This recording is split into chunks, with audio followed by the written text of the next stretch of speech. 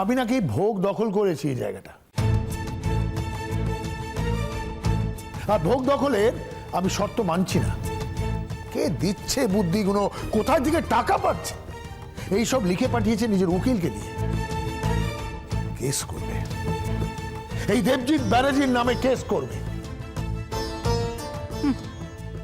তুমি বোঝো না? এতদিন তো বোঝাতে চেয়েছি, বুঝতে চেয়েছো না? আরে বাবা, এই কদিনে তো যতদিন থেকেছে আর কি, তলে তলে সব তো ফাঁক করে দিয়েছে।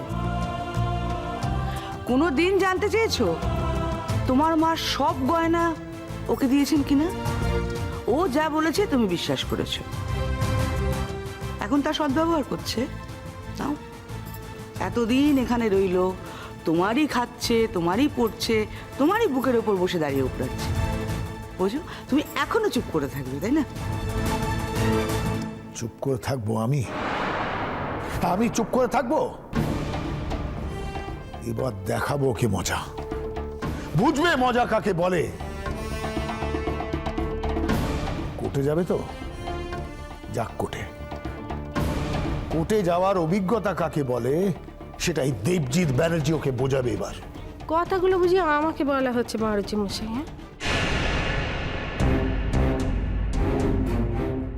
উকিলের চিঠি পেয়েছো বলে বুঝি এমন ধরা হুঙ্কা ছাড়তেছ? তা এত ভয় পাওয়ার কি আছে বলে দেখিনি? হ্যাঁ, আমার মতো মানুষের কাছ থেকে উকিলের চিঠি পেয়েছো, তাতে এত ভয় পাওয়ার কি হলো বলো দেখিনি? আমি কি মানুষ? আমাকে তো দু পায়ে পিষে মেরে ফেলা যায়, তাহলে এত ভয় কিসের বলে দেখিনি? জিত তো তোমারই হবে, ভিটে মাটি ছাড়া তো আমিই হব। তাহলে শুধু শুধু একটা উকিলের চিঠি পেয়ে এত হুঙ্কার ছাড়ছ কেন? এই শোনো, স্বামী আমার, হ্যাঁ, একদম বাড়ুজ্জে মশাই টশাই বলবে না, কেমন? আমলো যা, তোর স্বামীকে তো বাড়ুজ্জে মশাই বলেই ডেকেছি, স্বামী বলে তোর ডাকিনি কো।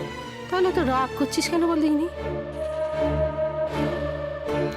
তোমার না লজ্জা বলে কিছু নেই, আর নির্লজ্জ বেহায়া, তাই ওর সামনে দাঁড়িয়ে এখনো কথা বলে যাচ্ছ। এই বাড়ির কেচ্ছা এবার বাজারে উঠবে, এই বাড়ির খবর বাইরে সব জানতে পারবে, তার ব্যবস্থাই করে এসছে।